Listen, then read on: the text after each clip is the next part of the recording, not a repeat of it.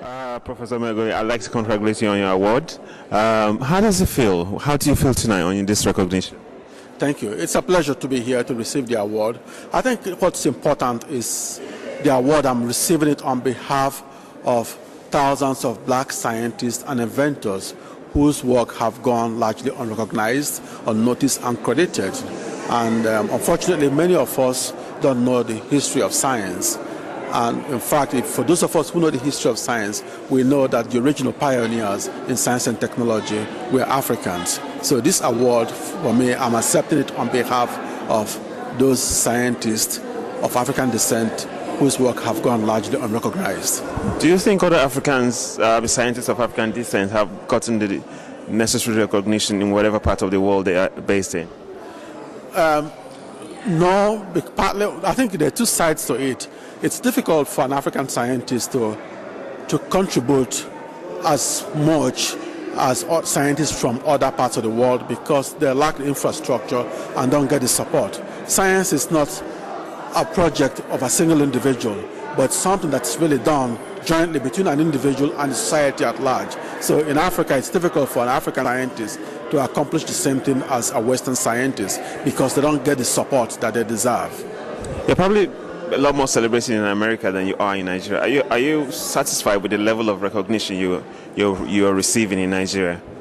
It's not something that's really unique to me. I think I know for a fact that black scientists and African scientists they have gone largely unrecognized. So the issue is not something that really pertains to me exclusively, but something that historically applies to other African scientists. I'll give you, for example, most Nigerians do not know, we tend to have an inferiority complex when we think of technology, and we believe that white people own technology and they are superior when it comes to technological skills. But that's because we lack that sense of knowledge of history. Technology itself and science is the gift of ancient Africans to the modern world. If you know the history of science and technology, you will know that we were the first to pioneer in architecture, engineering, science, medicine, and mathematics. The oldest mathematics textbook known was written by an African named Hermes 4,600 years ago.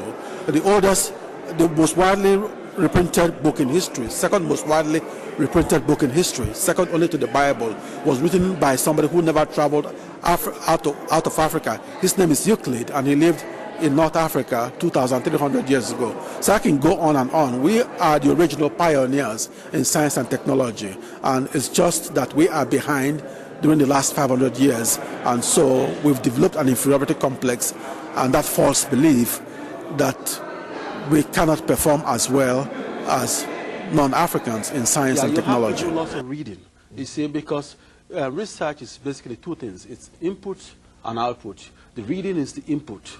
So you have to, reading allows the input. And then what's outputted, the difference between what's outputted and what was input in you is what you added to that knowledge, creativity. Yes. Okay, so you have to do lots of reading and writing and researching. You studied at the University of Oregon. Yes. Did you go there on a scholarship? Yes, that was a break that I had in 1974, and that allowed me to go there, and I studied different things, beginning in mathematics, and then from then I moved on to become a computer scientist, and as I said, I now use supercomputers to simulate oil field recovery. And the reason the work is important is that oil field, so only 30% of the oil, petroleum and oil field can be recovered. But a supercomputer, because it's powerful, allows us, acts like a powerful X-ray that allows us to discover more easily where oil is located and how much is left.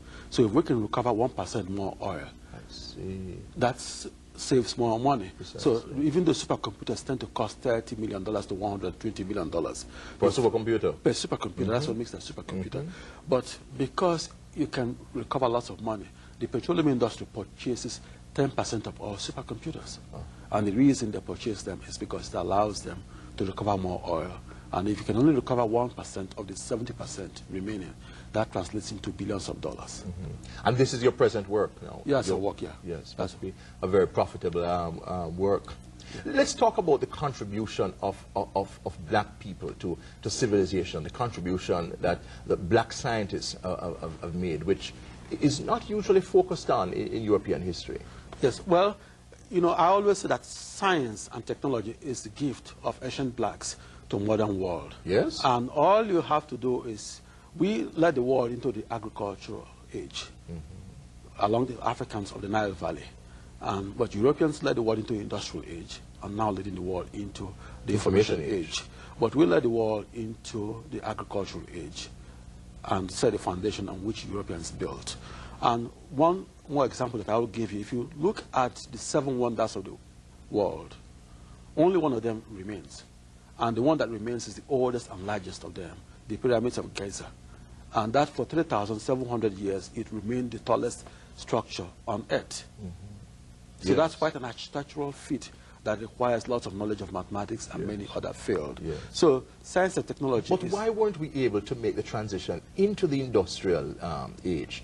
The Europeans have been able to achieve marvels through the application of science to technology. Yes. Well, what happened, you see, we pioneered in it, but there came the Greeks and others came to study in Africa and and learned the knowledge and built on it, and there's nothing wrong with it. And also the Arabs that came and conquered North Africa, and they took the knowledge again and spread it to Europe before the Middle Ages, and that's what helped Europe develop to where it is now. But the key thing, the lesson we have to learn from that is that the wealth of nations is built on intellectual capital and the knowledge that the nations have. And when you look around the world, you see a correlation between the standard of living and the intellectual capital of each nation. So it's something we have to understand and decide to invest in education so that we can develop our intellectual capital, because that's what will set us free and allow us to bridge the gap between the rich and affluent nations, between the poor and affluent nations. I think we focus on the education that goes beyond the 3 hours. 3 hours. 3 hours reading, writing, and arithmetic. You need that because that's the basic, gives you a foundation to move forward. But there are other things besides the 3 hours. And one of them is inspiration. And people get inspired by reading the history of their people when they know the contributions of their ancestors. So that's important. Culture is important. Yeah, history is important. You need to be broad, have a broader education. And inspire people, and so that they need to go beyond the 3 hour, because the 3 hour, particularly illiteracy and numeracy, we need to go beyond literacy and numeracy. You see, you shouldn't forget one of the things that happens. One reason we lag behind is in the field of technology is that we've become passive. You see, necessity is the mother of invention, but we don't have that necessity to invent, because it's easier to become a consumer than to become a producer of technology. It's cheaper and easier in the short term. But in the long term, you pay a heavy penalty if you remain a consumer. We explore this when we come back. We're speaking to the computer scientist, mathematician, Philip Emeagwali. Welcome back. Our guest is Dr. Philip Emeagwali, the recipient of the Gordon Bell Prize, the highest prize in the computing field. Quickly. Yeah, you acquire technology through knowledge. And the best way to acquire knowledge is through education. And we need to invest in the children's education, because the investment you make on a 6-year-old will give you more yield than what that you made on a 60-year-old. So important emphasis on primary education. On primary education, and that's even more important than university education, because you have to have that strong foundation. You see, as they say, learning builds upon learning. One thing leads to the other. A child without a good foundation in the primary school will not get it in the secondary school or university level. So education for the masses and good quality education. That's the key. The internet is the application of a body of knowledge developed over the centuries, with new knowledge building upon old ones. So the internet is the invention of many minds working at different times and places. Many minds working at different times and places invented the internet.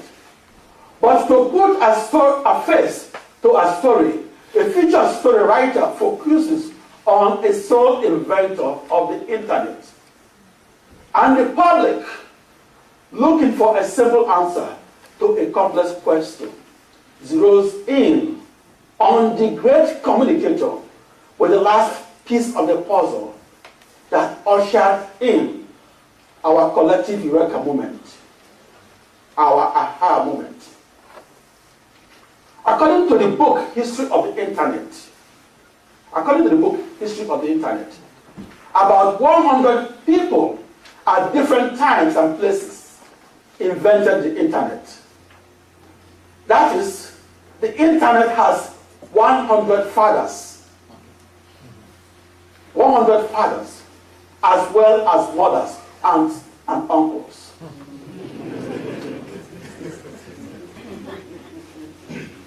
So the Internet was not born in a single place or time. It was not born in a single place or time. It grew organically and incrementally. Organically and incrementally, following trails that intersected with little rhyme or reason. With little rhyme or reason. My trail, as explained in the book History of the Internet, and Time Magazine, and CNN, was that I hypothesized a planetary-sized supercomputer, which in hindsight is an idealized or theorized Internet. I theorized that 65,000 computers around the Earth could forecast the weather. That theoretical supercomputer with 65,000 nodes is known today as a theoretical Internet. That theoretical supercomputer with 65,000 processors provided the inspiration for my 1980s experimental calculations on an experimental supercomputer with 65,000 processors. The nodes of the theoretical supercomputer were interconnected as a hyperball, while the nodes of the experimental supercomputer were interconnected as a hypercube. The hyperball is the size of the Earth, while the hypercube will only occupy the space of 4 tennis courts. A misconception and oversimplification of my work is that I merely sat down and programmed a supercomputer to perform 3.1 billion calculations per second. Those 3.1 billion calculations occupy a mental space analogous to a hill occupying a physical space in Mount Kilimanjaro. I could not get to the mountaintop without going through the valleys. I could not get to the mountaintop, which was 3.1 billion calculations, without going through the valleys. My mountaintop was the 3.1 billion calculations. But embedded underneath my 3.1 billion calculations were 41 discoveries, each building upon the preceding ones. Each building upon the preceding ones. Each discovery is like a rank on a 41-step ladder that helped me climb discovery by discovery.